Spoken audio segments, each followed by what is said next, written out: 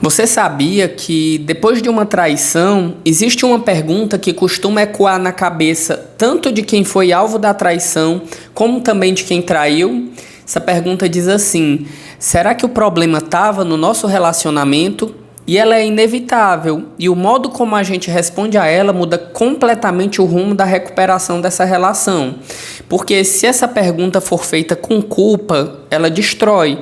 Mas se for feita com curiosidade e maturidade, ela cura.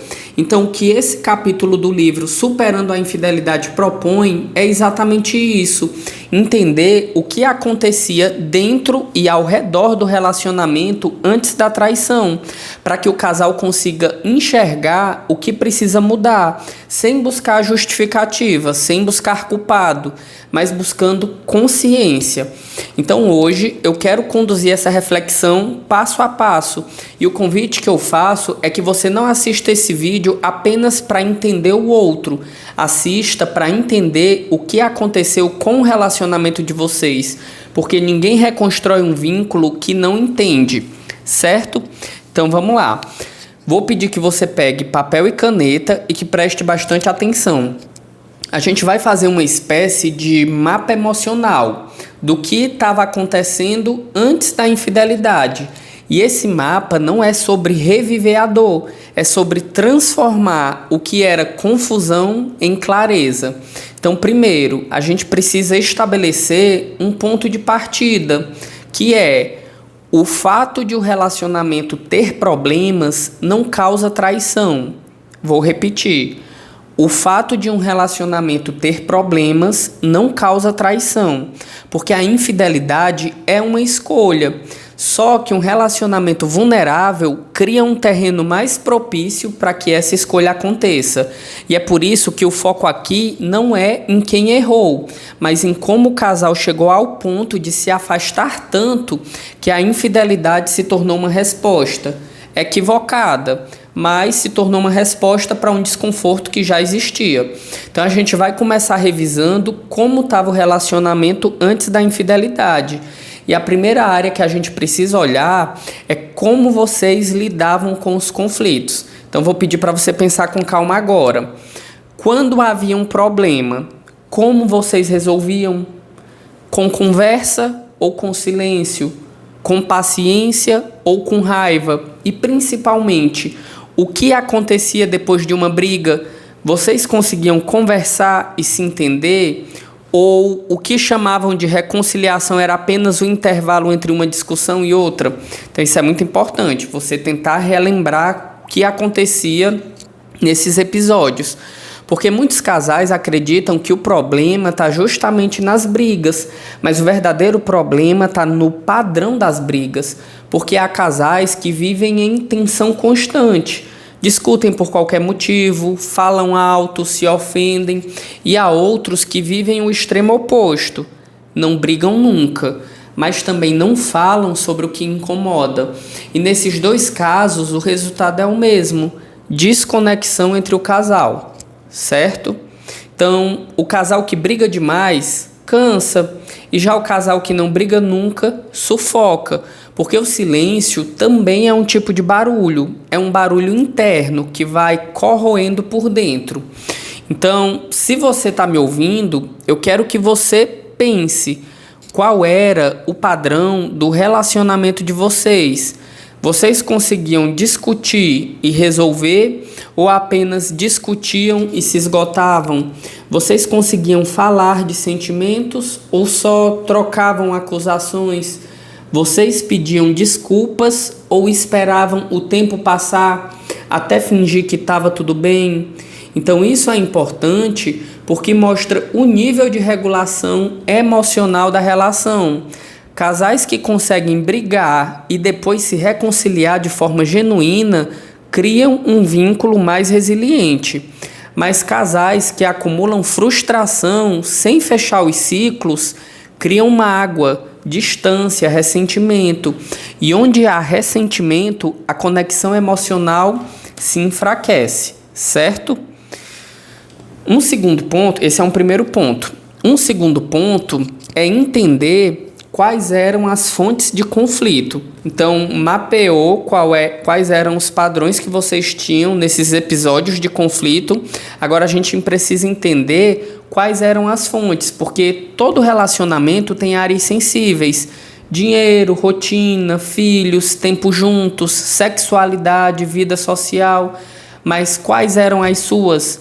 Então pense nos temas que mais geravam tensão, aquelas conversas que se repetiam sempre, mesmo depois de promessas de mudança. Por exemplo, talvez o problema fosse financeiro. Um se sentia sobrecarregado por pagar mais as contas e o outro se sentia cobrado ou controlado. Talvez fosse o tempo juntos. Um pedia mais presença, o outro pedia mais liberdade. Ou talvez fosse rotina, responsabilidades, casa, cuidado com os filhos, divisão de tarefas. Então, qualquer que seja o tema, quando não são tratados com maturidade, eles vão criando microfissuras emocionais. E são essas microfissuras que, acumuladas, vão se transformando em abismos. E quando o abismo cresce, qualquer estímulo externo, como um elogio, uma conversa nova, uma troca diferente, pode parecer um respiro, mesmo que seja destrutivo.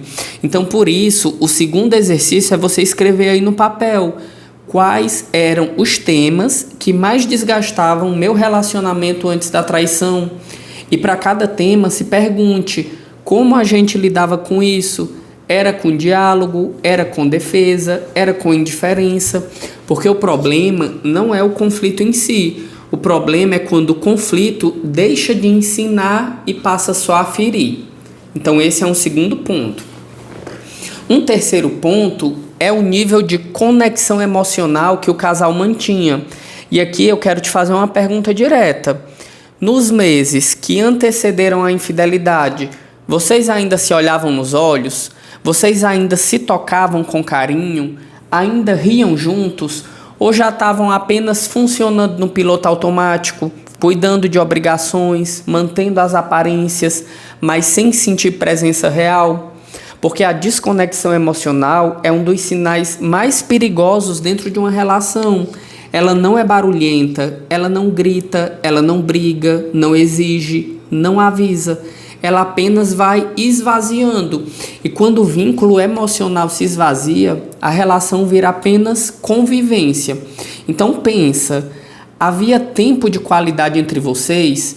Ou o único tempo compartilhado era resolver o que estava pendente? Vocês se sentiam vistos e reconhecidos um pelo outro? Ou já tinham virado quase estranhos? Então essas são perguntas fundamentais, porque se o relacionamento estava frio, previsível, sem troca, sem escuta, esse é um ponto de vulnerabilidade que precisa ser trabalhado, mesmo depois da traição, porque o que se reconstrói não é o casamento em si, é o vínculo emocional que sustenta esse casamento ou esse relacionamento. Certo? Então agora eu quero passar por um outro ponto para a gente falar da intimidade física, porque o corpo fala antes de qualquer palavra e muitas vezes o corpo já denunciava o que o casal não queria admitir. Vocês ainda se tocavam? Vocês ainda buscavam proximidade?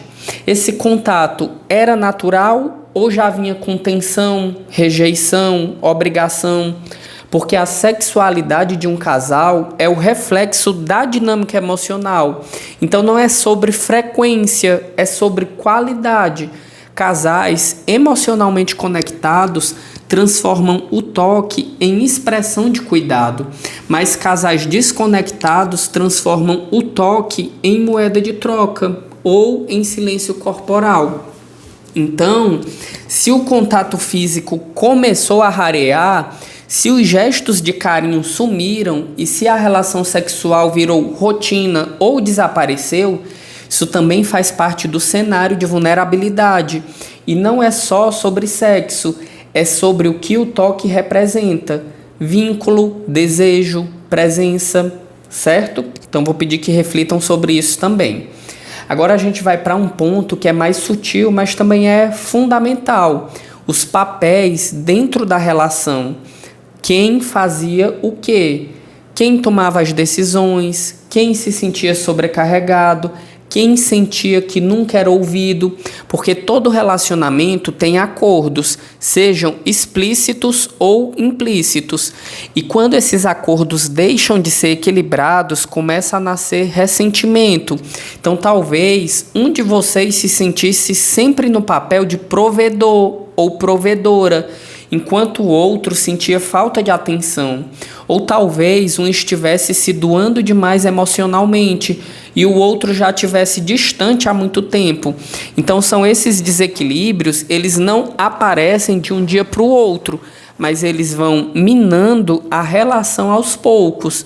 E o curioso aqui é que quando um se sente sobrecarregado, o outro também sente. Então o casal entra numa espécie de jogo invisível de quem sofre mais. E aí o vínculo se perde. Então tente pensar, havia reconhecimento mútuo? Vocês valorizavam o esforço um do outro ou só apontavam o que faltava? Vocês funcionavam como equipe ou como adversário? Tem muito casal que acaba parecendo se tornar inimigo um do outro. Então essas perguntas ajudam a enxergar o quanto o casal estava em parceria ou apenas coexistindo, certo? E aí, depois de fazer esse mergulho interno, depois de olhar para dentro, o livro propõe que a gente comece a olhar para fora, porque às vezes a traição não nasce dentro da relação, ela é alimentada pelo contexto ao redor. Então, o próximo ponto é o ambiente externo. O que estava acontecendo na vida de vocês naquele período? Havia pressões financeiras, sobrecarga profissional, exaustão, estresse. Havia interferência de terceiros, como amigos, familiares, colegas de trabalho. Vocês estavam com tempo para cuidar da relação ou estavam apenas sobrevivendo? Porque quando a vida fora do relacionamento está caótica, o relacionamento sofre junto. E quando o casal não tem rede de apoio, o vínculo se desgasta mais rápido. Então, às vezes, a infidelidade acontece num momento de colapso emocional. Não porque o amor acabou, mas porque o casal já estava completamente drenado. Então, essa é uma possibilidade também. E aí vou pedir que você reflita. Quais fatores externos estavam pesando naquele momento e quais vocês poderiam ter controlado, mas não controlaram, deixaram passar batido por conta da rotina, porque reconstruir o relacionamento também significa reconstruir os limites com o mundo de fora. Um casal saudável, ele precisa proteger o que é do casal, certo? E aí vem uma das partes que é bastante interessante nesse capítulo, que é lembrar do que ainda estava dando certo. Porque mesmo depois da dor, é importante reconhecer que nem tudo foi ruína. Houve amor, houve história, houve conquistas, e isso também faz parte da verdade. Então pergunte a si mesmo, o que havia de bom entre nós? Que momentos foram especiais? Que memórias ainda me lembram? Por que eu amei essa pessoa? Isso não é negar o erro, é reconhecer que esse erro não apaga tudo. E lembrar do que foi bom ajuda a entender o que ainda pode ser resgatado. Talvez amizade, parceria, companheirismo, o riso leve, o sonho compartilhado. Esses elementos são como restos de estrutura depois de um terremoto. É sobre eles que a reconstrução pode de fato acontecer. Então, para fechar, o capítulo explica que essa é apenas uma parte do processo. Depois de entender as vulnerabilidades do relacionamento, é hora de entender o que vinha de fora e o que vinha de dentro de cada pessoa. E aí os próximos capítulos do livro mergulham nisso. O que levou quem traiu a fazer essa escolha e como lidar com a culpa e o arrependimento. E o que acontece com quem foi traído. Perda de confiança, reconstrução da autoestima, dor e medo de se abrir de novo.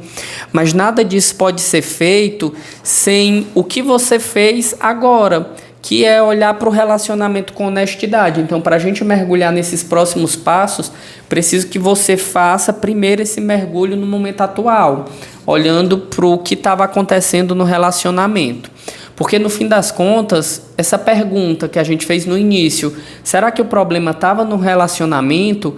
Ela não tem uma resposta única, mas ela tem um propósito, que é te ensinar a ver com lucidez o que estava escondido no silêncio.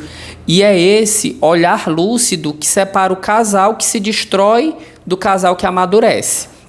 Então, no próximo vídeo, a gente vai continuar essa conversa entendendo como os fatores externos e os aspectos individuais de cada um também influenciaram o surgimento da infidelidade e como tudo isso pode ser transformado em autoconhecimento e crescimento real. Porque superar uma traição não é apagar o que aconteceu, é aprender a partir dela e construir algo novo, com mais verdade, mais maturidade, mais consciência. Vejo vocês.